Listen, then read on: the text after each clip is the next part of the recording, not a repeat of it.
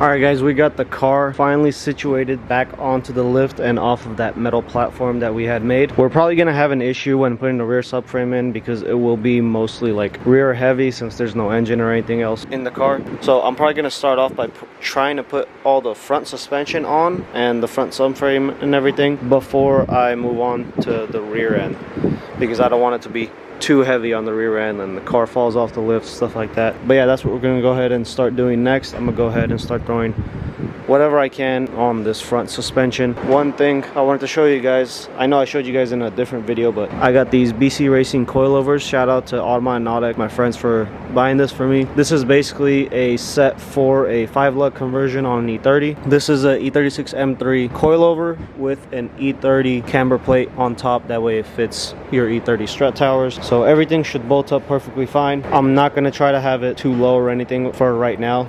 obviously. But yeah, let's start piecing this thing back together.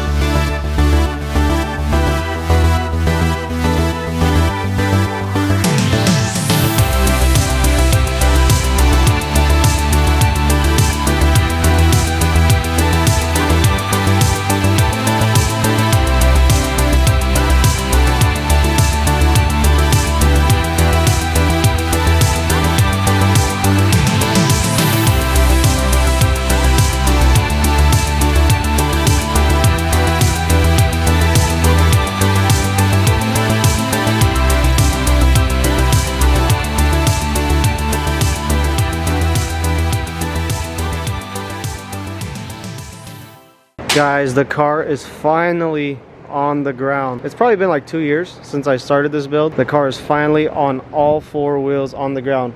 Obviously not every little thing is hooked up in like the rear suspension and the front suspension. I still have to do e-brake stuff in the rear, which is kind of annoying to do, but I mean, other than that, all the suspension is on. I threw the coilovers on there as well, threw the rear subframe on. Yeah, this thing is finally coming along. You guys will probably notice the toe is off on this wheel. I need to take it to an alignment shop for that. But yeah, guys, this thing is looking so good. It's just really dusty right now, so I think me and George are gonna pull it outside real quick, give it a quick little rinse, that way it's not too dusty, and then I'll probably throw in some B-roll footage from then on.